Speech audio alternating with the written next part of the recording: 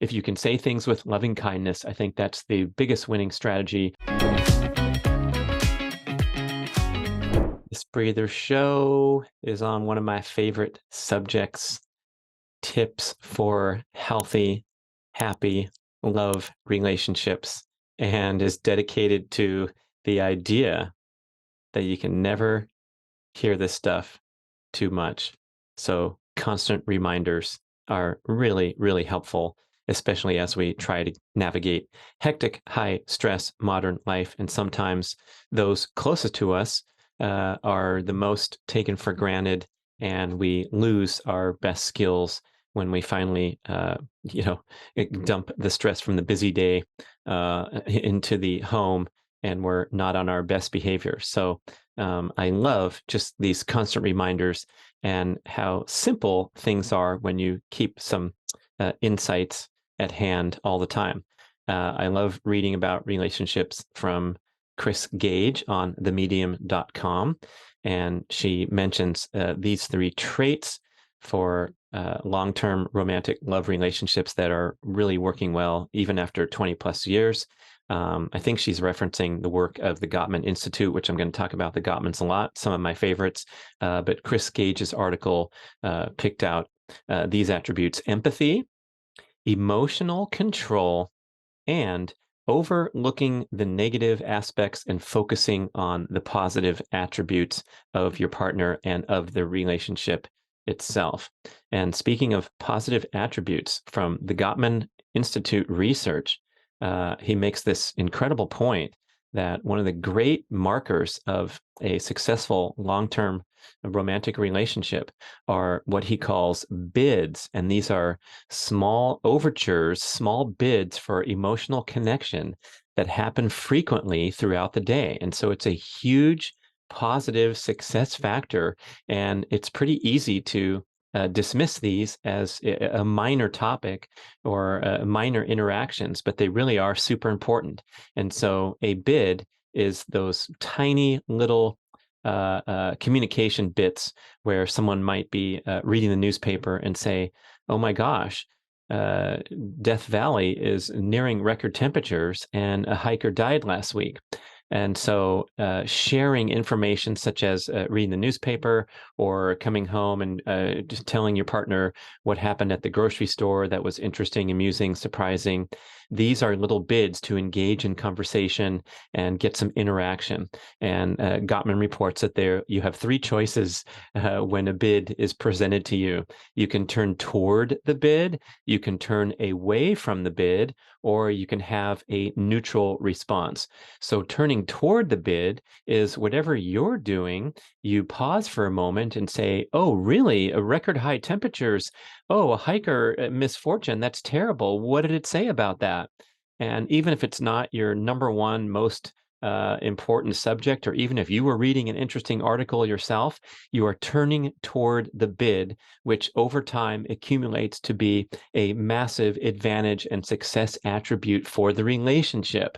So the idea to remember is turn toward these little bids that seem meaningless. You're not a bad guy or a bad gal if you say, um, yeah, whatever. It's always hot there. That's kind of turning away from the bid, or saying something even more extreme, like, "Can't you see I'm busy right now? I have important matters that I'm working on. Can you keep it down?" or whatever, to really shut down the bid. And then neutral would be something like, "Hmm, yeah, wow." But not showing that ability to turn toward and engage further in something that is obviously of interest to the other person. And obviously, the person is bidding, is putting it out there. They're not just reading the newspaper article to themselves. Same with mentioning an anecdote from the busy day that a lot of times in the John Gray refrain, the man is focused on problem solving. And so if he's not able to give advice or solve the problem, he's not as interested in the story, whereby the female has a desperate need to indulge in what's called Venus talks, which is where you're just sharing and venting what happened during your day without looking for advice or correction or information.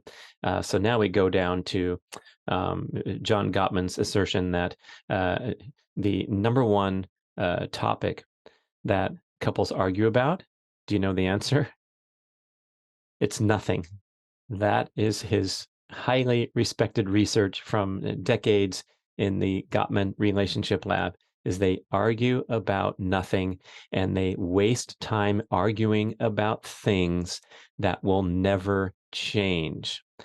So I was looking at a recent article about the Gottman's work, and they were putting the example forth of budget mindedness and arguing about one of the partners wants to go to prefers to go to expensive fine dining, and the other one thinks it's a waste of money. And the couple will argue about this for years and decades every time they go out to a restaurant and pick up a menu. One person's going to remark that the entree prices seem too high, and the other person is going to assert their point of view and their values and things that are important to them, and they will continue to argue about things that will never change. So we want to kind of wake up from this dream and realize that you have four choices if you're struggling right now and you find yourself immersed into these repeating patterns of arguing about things that will never change. Here's your freaking choices, people. Number one is to change. And this is super hard because it's unlikely that people are ever going to change, especially on things like the one partner appreciates fine dining and the other one is budget minded and thinks that expensive entrees are a ripoff. That's going to be really hard to extricate from wherever those values came from and were forged in steel, notwithstanding of the couple's actual budget. The work of Ramit Sethi, the best-selling author and the podcaster, talks about his clients, the people that he works with, and it's pretty funny to listen to his podcast and say, this couple has a net worth of $10 million, and they were arguing about, getting a hotel that was $50 more per night, and the one person doesn't like to do it, and the other one loves to indulge in expensive hotels, and so it's actually disconnected from reality. It's just those values and beliefs that are set in stone and very difficult to change. But it's possible to change, and so maybe you could decide, as the one couple who is budget conscious, to change your perspective and change your belief system to realize that it's okay, especially because your partner enjoys fine dining so much. So that would be really helpful to change. Number two is to reframe. And so in this example of dining out at restaurants that seem to be too pricey, maybe you could look inward and realize that it's your flawed notions and fixed and rigid values and beliefs where maybe it doesn't really matter that much. And you're stressing about entrees that are more expensive, but actually you really can't afford it. And it's just a game that you're playing and a bounce back and forth between your partner who maybe you don't feel respected for your point of view that dining out is a waste of money. But if you reframe that to say, what am I bringing to the table? And I really do find this helpful when I lose my cool and get into an argument with whoever, someone in everyday life or business or family, personal, reframing and realizing what I brought to the table is really helpful rather than just having your anger be directed outward at why can't people think the exact same way I do about everything. Okay. So number one choice is to change, difficult but possible. Number two is to reframe, much less difficult than actually changing, but just accepting and admitting that, hey, man, you got some issues too. And maybe you're the tightwad in this story, and the other person is just trying to enjoy life. Okay. Number three is to accept. And this might be one of the secrets to enjoying life in many ways, especially enjoying romantic partnership, and accept that this is the way your partner is.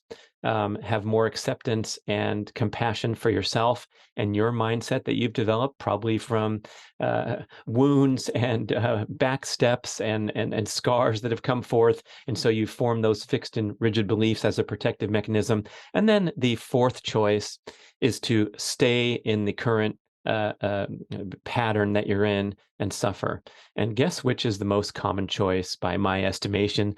That's right, it's number 4, to stay and suffer and go out to dinner the next time and have that little banter about the expensive entrees and the other person giving their feedback in return and arguing about things that will never change and that are actually incredibly unimportant. So number 4 does not seem appealing, and the other 3 seem much more doable and certainly within our grasp. I had that great podcast interview with Dane Heer, Heer, and I'm going to add him here when he has this little game you want to play with yourself when you're struggling, and you can ask, whose problem is it? If it's yours, then step up and acknowledge your fixed and rigid beliefs and how you're dispensing those in this argument situation, and perhaps reframe, be more accepting, and that would be a big help. And if it's someone else's problem, don't take it personally, let it go. And if it's the relationship's problem, work on it as a team with open, honest, clear, authentic communication. I believe this insight came from John Gottman, but Mia Moore and I use this all the time. We remind ourselves that as a couple in a relationship, you are either a team or you're not a team. At all times, you're one or the other. You're either facing challenges and difficulties and conflict in life as a team, or you have extricated from the team strategy and now you're in the individual back and forth. And so if we can face challenges and conflict as a team, we are always going to be much better off. And let's remember that when we start in with a contentious conversation. The Gottman research shows that the startup style of a conversation predicts the direction of it 96% of the time. So if you can say things that you need to say that are bothering you, that you need to work through, if you can say things with loving kindness, I think that's the biggest winning strategy and the highest. I hold that in the highest regard. People that can do that, I'm definitely more open and receptive than getting into a starting point conversation with some spicy talk that will really shut people down and diminish the potential effectiveness of the conversation. And then one final awesome anecdote from the Gottman research is the observations of successful couples. They notice that there is a 20-to-1 ratio of positive comments to negative comments in general life circumstances. And when the couple is arguing, there is still a 5-to-1 ratio of positive comments to negative comments, even during contentious conversation. So I've talked about this before, but it's so mind-blowing and so important to remember. And serving up a little example like the familiar example that I'm talking about where the couple has a different mentality about dining out and the pricing of such experience. And so if the conversation and the debate came up, an idea to keep that 5-to-1 ratio would be, I love how you are so enthusiastic about dining out and culinary experiences in general. You really pick good restaurants and spend so much time enjoying and looking at Yelp and doing your research, which is super cool. And you're always pleasant conversation at the dinner table. And I'm going for number 4, but then, since we're going 5-to-1 here, I think you get the idea. And then finally, you can say, I do get a little stressed and anxious about some of the prices of the restaurants that are chosen because of my concerns about budget. And so you can imagine if that statement came out in that manner, how much more potential the couple would have to solve this problem as a team rather than just engage in habitual arguing. And now I'm going to read some comments, summary comments from the article about the Gottman research. There's a point in relationships where negativity takes over and dominates all positive stories, memories, and feelings. This is the negative perspective or negative sentiment override in scientific terms. And so what happens here is if you've had enough arguments about the same shit, then you are going to get locked into this negative sentiment override, and it's going to prevent you from even those times when your partner has your best interests at heart, or you're trying hard to kind of extricate, but there's too much negative balance in the way. It causes partners to forget good memories and or dismiss them as an aberrance in a negative relationship. So, how do we get out of that? We build trust when there's a positive perspective that despite the flaws, disagreements, and differences, it's a good relationship, that each partner is there for each other. And those fights about nothing won't happen as often when partners really open up about their needs, concerns, and dreams and solve these issues as a team. So remember, you're either a team or not a team every time in every circumstance. Thank you for listening, watching this brief breather show with relationship tips.